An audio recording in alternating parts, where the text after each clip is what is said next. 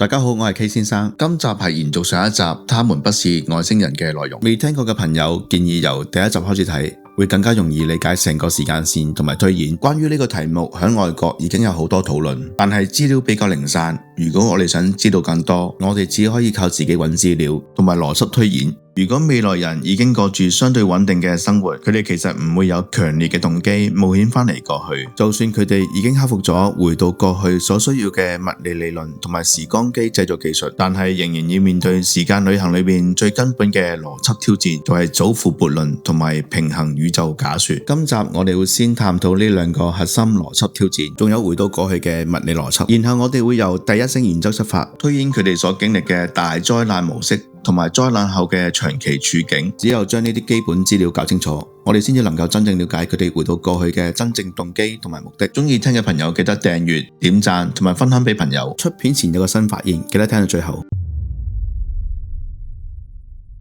要回到過去，好多人嘅諗法係將飛船加速到超越光速，然後觀察者嘅時間會倒流。但係喺愛因斯坦嘅物理學裏面，超越光速其實係冇可能。最多只能夠做到接近光速。根據愛因斯坦嘅公式，能量同埋質量係可以互換。當推動時光機嗰一刻，注入嘅能量係唔會全部變成速度，而係有部分轉化為時光機嘅重量，即係質量。速度越快，時光機就會變得越重。如果無限地接近光速，時光機嘅重量就會膨脹到無限大。要將一個無限重嘅物體繼續加速，就需要無限大嘅能量。簡單嚟講，就係冇可能。喺現代最普遍嘅共識，真正回到過去唔可以淨係靠速度，而係要用極端嘅引力去炸出一個時空隧道。愛因斯坦曾經講過，時間同空間就好似一塊布，如果要回到過去，我哋必須要有好似黑洞咁樣嘅巨大能量，將時間空間嘅布扭曲對接，然後喺上面鑽個窿。呢個就係物理學上所講嘅蟲洞，或者係時空閉環。如果我哋要製作時光機，科學家推測呢個時光機嘅外觀最有可能係有一個非常厚嘅外殼、流線型嘅外身，而且必須要有反重力同埋抗潮汐力嘅能力。關於潮汐力，可以睇翻我上一條片講關於黑洞。時空隧道裏面嘅引力係極之唔平均，而且係非常巨大。喺隧道準備崩塌或者引力瘋狂拉扯嘅瞬間，如果時光機冇足夠厚嘅外殼同埋反重力護盾撐住，裏面嘅人同埋機器會喺入去嘅100,000,000秒之內就會被引力直接撕碎。流線型設計係為咗喺極端嘅時空扭曲中減少結構被拉斷嘅機會。總括嚟講，如果要利用蟲洞，我哋必須要先收集全宇宙最神秘嘅負能量嚟撐住通道，同時要製造一台擁有極厚外殼同埋反重力科技嘅超級飛船。聽到呢度，可能有部分觀眾已經聯想起呢兩樣技術其實正正就係 Amy 嘅研究所研究嘅範圍。如果呢兩樣技術研究成功，人類就攞到進入時光隧道嘅門票，但係離真正回到過去仲有一大段距離。根據英國物理學家保羅戴維斯，佢喺2017年發表過一篇文章，核心探討一個科幻同物理嘅終極問題：我哋到底能唔能夠穿越時空回到過去？文章裏面指出，物理學上嘅時間旅行係可能嘅，但係只能夠去到未來。當一個物體嘅移動速度無限接近光速，或者係身處於一個極大嘅引力場之間，例如黑洞附近，佢所經歷嘅時間流逝就會比地球慢。當你以呢種狀態生活咗1年之後再返到地球，地球可能已經過咗幾百年。喺呢個理論上就係前往未來嘅時間旅行。如果想調轉方向回到過去，無論係蟲洞理論或者係宇宙弦理論，都會面臨致命性嘅摧毀性問題。除咗需要收集奇異物質負能量嚟撐住通道之外，仲會面對時空反饋嘅自我摧毀。理論上，當一個蟲洞就快要形成時光隧道嗰一瞬間，宇宙嘅量子能量就好似音響嘅米高峰反饋，即係我哋俗稱嘅呢支咪有 echo 一樣，會喺蟲洞裏面產生無限循環嘅能量疊加，最後喺時光隧道喺運作之前就已經直接自我摧毀。諾貝爾物理學獎得主基普索恩，亦即係電影《星際啟示錄》嘅科學顧問，根據佢提出嘅時空隧道建造理論，未來人回到現代，科學家必須利用超材料同埋強大嘅能量，成功炸出並且穩定咗歷史上第一個蟲洞。呢個時候，蟲洞嘅入口同埋出口同時都係現在，然後用太空船載住出口，以接近光速航行帶到未來。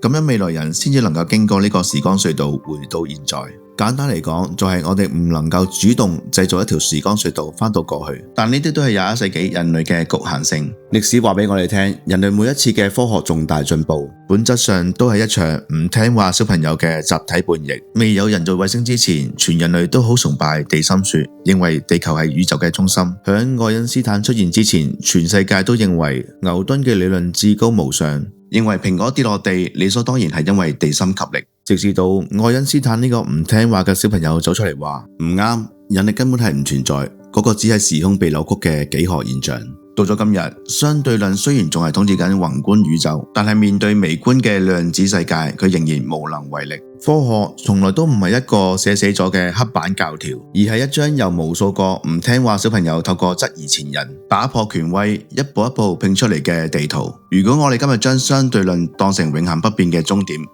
咁我哋就會失去向未知出發嘅勇氣。回到過去，除咗受到物理理論嘅挑戰，仲會引發時間悖論。我哋先假設未來人回到過去係為咗改變或者阻止大災難。我哋抽幾個邏輯學同埋物理學上著名嘅悖論嚟分析一下。最經典嘅就係大家耳熟能詳嘅祖父悖論，意思係你搭時光機返去過去，喺你爸爸出世之前唔小心將你阿爺整死咗。當你阿爺死咗，你爸爸就唔會出世，咁你自然唔會出世。既然你根本唔存在，咁樣邊個坐時光機返去令阿爺發生意外？又或者喺呢個理論底下，你就會被消失。喺呢個悖論底下，回到過去阻止大災難，而抹殺未來族群嘅存在基礎，邏輯已經唔成立。命定論，假設你背晒莎士比亞嘅劇本，然後回到過去背俾年輕嘅莎士比亞聽，然後莎士比亞又將佢抄晒落嚟，再發表羅密歐與朱麗葉。咁到底邊個係創作者？喺呢個悖論底下，佢哋回到過去，好有可能就係製造緊個大災難。平衡宇宙假說，當未來人回到過去阻止大災難嗰一刻，宇宙就會產生一個新嘅現實，一個係成功阻止大災難，而另一個係失敗。意思係只係產生咗一條新嘅時間線，但係佢哋嘅家鄉仍然係喺大災難後嘅時間線裏面。可能有人會話佢哋好自私咁樣留喺而家嘅新時間線裏面，佢哋就可以掌管所有權力同埋資源，完全唔想返去未來。但係咁樣就會違反咗高度文明嘅生存同埋延續嘅底層邏輯。當然會有人極端地假說，佢哋連成個族群同埋文明都搬離現代。如果係咁嘅情況，佢哋冇需要收埋自己。呢個話題會有好多陰謀論嘅故事，我哋就唔喺度詳細討論。如果你相信呢個就係答案，咁你需要嘅推論就到此為止。如果我哋想知道佢哋返嚟會唔會有一個更加深層嘅動機，我哋就必須要知道大災難模式。要做到 Amy 所講讓人類幾乎滅絕嘅模式，係有幾千幾百萬樣可能，但係我哋冇可能逐個分析。但係我哋可以用結果去推翻原因。根據 Amy 嘅陳述，有部分人會匿入地底，地底嘅意思絕對冇可能係山洞或者係地洞，好大可能係避難所或者係深層地下軍事基地。撇除神秘學同埋陰謀論，純粹從軍事戰略同埋地緣政治以及重型工業學嘅第一性原則嚟睇，深層地下軍事基地嘅建造係美俄中等等核大國喺互相保證毀滅戰略下嘅必然產物。呢啲軍事基地唔係用嚟玩或者係純粹匿埋，佢哋係國家重要高層嘅終極保險箱。現實中嘅例子就有美國嘅 Cheyenne Mountain Complex。呢個係世界上最著名嘅地下要塞，佢唔單止係普通嘅防空洞，而係直接喺美國科羅拉多州一座巨大堅硬嘅花崗岩山體裏面，用炸藥同埋大型隧道推進機挖出咗200萬立方英尺嘅空間，為咗抵抗8萬噸級嘅核彈直接命中帶嚟嘅地殼強烈衝擊波。入邊嘅15座大樓並唔係直接建喺岩石上面，而係坐落喺1300個巨大嘅鋼製抗震彈簧上面。每個彈簧都重幾噸，咁樣意味住即使成座山都係劇烈搖晃，但係內部依然係相對平穩。佢嘅入口有2道重達25噸嘅巨型防爆門密封，利用液壓系統可以喺幾秒鐘之內關閉。佢嘅密封性可以阻住核輻射塵、生化武器同埋強烈嘅電磁脈衝。1994年，紐約時報根據5個大廈嘅情報，報道咗俄羅斯喺當地進行大規模嘅地下工程。美軍情報指出，阿曼圖山內部唔係一個簡單嘅指揮所，而係一個足以容納6萬名核心精英生存幾十年嘅地下城市。而中國就喺太行山、秦嶺等等嘅深山構造中，埋葬住同美俄截然唔同嘅地下工程，被稱為地下長城。同美俄用嚟俾官僚保命嘅行政地堡完全唔同。中國嘅地下坑道純粹係為咗戰略反擊嘅武器庫。呢啲導彈發射車平時喺幾百公尺深嘅地底移動，任何國家嘅偵察衛星都冇辦法偵察到。一旦地表受到第一波核打擊，導彈車就會喺密布群山各處嘅秘密出口走出嚟，幾分鐘之內就可以完成致命嘅二次核反擊。呢個就係中國戰略威懾嘅最底牌。呢三個設施本質上就係大國最極端危機下為咗國家延續而打造嘅時間方舟。但係從第一性原則嘅社會學嚟推演，呢啲地堡亦都揭示咗一個極其殘酷嘅真相。地堡裏面嘅空間、濾網同埋糧食永遠都係精確計算、極度有限嘅。當末日警鐘正式響起，25噸防爆大門關閉嗰一刻，能夠入去嘅都可能只有1%嘅政治同埋科學精英，而其餘數以億計嘅普通人將會被無情嘅隔離喺防爆門之外，導致面對地表嘅毀滅。到底係咩情況先至可以啟動地下避難所模式？我哋一齊睇睇美國點樣做。由小布殊總統喺07年簽署嘅絕密指令，定義咗咩叫做國家級緊急狀態。規則就係當發生任何嚴重影響、中斷或者威脅美國憲法政府運作嘅災難嘅時候，總統就有權宣布進入緊急狀態，並且啟動 COG 計劃，將指定人員移送到秘密避難所。根據解密咗嘅冷戰同埋現代應變計劃，地下避難所唔會因為一般嘅暴動或者災難而開啟，而係要達到以下3種級別：國家生存威脅。響首擊嘅情景下，北美防空司令部確認有敵方嘅洲際導彈或者係潛艇飛彈朝向美國本土發射嘅時候，就會觸發自動警報，而避難所嘅大門就會即刻開啟。直升機編隊就會走去白宮接送總統同埋內閣官員。電磁脈衝攻擊，亦即係話當高空核爆、極端太陽風暴導致北美電網以至通訊徹底癱瘓，政府冇辦法有效控制軍隊同埋國土。物理環境災難，地表唔能夠居住。FEMA 嘅應變指南中指出，當發生大規模嘅生化武器洩漏、致命核污染層或者係全球性嘅氣候驟變，導致地表大氣喺物理上無法維持人體正常生理運作嘅時候，避難所就會進入封閉循環生命維持模式，並且只允許持有特殊通行證嘅人員進入，並且嚴格要求一律唔可以攜帶配偶、子女同埋寵物。但係現實問題係，除咗俄羅斯嘅避難所全民可以支撐到幾十年之外，美國版本嘅設計目標竟然係30日。如果進入低能耗維持模式，佢嘅物理極限可能只係得90日到1年。避難所暫時有3個物理樽頸。第一係冷卻水同埋發電機組，一旦冷卻水系統因為蒸發流失，或者地下水源喺地震嘅時候斷裂，發電機組會因為過熱而自行強行關閉。一旦冇咗電，空氣過濾同埋生命維持系統就會喺幾個小時之內停低。樽頸2就係食物同埋空氣過濾嘅碳罐。避難所儲存咗大量軍用嘅即食口糧同埋脫水防腐食品，以卡路里計算，足以維持幾千名嘅核心人員維持1年嘅基本生存。而碳罐嘅濾網一旦高濃度污染持續飽和，濾網就會喺6個月到1年之內徹底堵塞，必須要冒險派人去地表更換。樽頸3就係地底心理學嘅極限，人性的崩潰。冷戰時期嘅模擬測試顯示，即使係資源無限，人類喺完全失去陽光、極度壓抑，並且同家人徹底斷訊嘅地底密閉空間中，心理防線就會喺3個月左右達到崩潰嘅臨界點。精神失控、暴動同埋集體抑鬱會直接瓦解避難所嘅運作秩序。按照 Amy 所描述嘅大災難規模，我哋能夠知道嘅避難所係冇辦法支持到幾十年、幾百年，甚至上千年。我哋需要嘅將唔再係一個簡單嘅避難所，而係一座真正自給自足嘅地下城市。我做咗張表格，等大家睇清楚兩者嘅分別。傳統嘅地下避難所適合短期危機，最多維持幾十年。地下城市需要考慮幾千年甚至上萬年嘅長期生存，所以喺能源系統、生態循環、社會結構、心理維持同埋結構穩定性方面都有完全唔同嘅要求。特別係零點能源反重力技術呢一欄，先至能夠讓整座城市喺地底深處長期穩定，唔會被地震、地殼移動同埋巨大壓力所摧毀。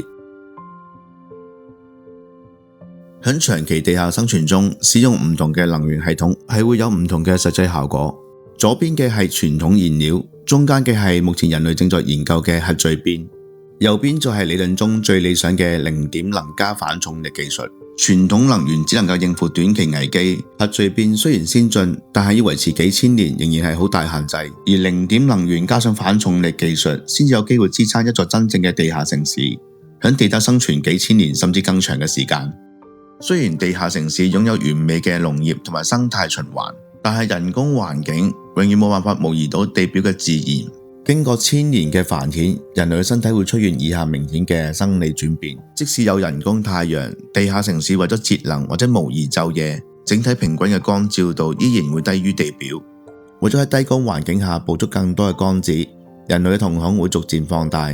視網膜負責夜視嘅幹細胞數量會暴增。經過上千年之後嘅繁衍，人類會演化出極大而且對光線極度敏感嘅眼睛。由於唔再接觸真正嘅太陽紫外線，人體將會停止合成黑色素，皮膚會變得極為蒼白。最令人震驚嘅係喺演化生物學中，島嶼侏儒化係公認演化速度最快，亦都係最劇烈嘅生物學現象之一。生物學家研究發現，當大型哺乳類動物被逼入封閉嘅孤島環境嘅時候，身體縮小嘅速度快到不可思議。現實中嘅例子就有加州海峽群島湖。科學家證實，當灰湖被隔住喺島嶼上面之後，喺短短2000年之內，佢嘅體型就迅速縮小咗2/3。阿姆斯特丹島的野牛，呢一個係極端嘅現代案例。1971年被引入該島嘅普通家牛，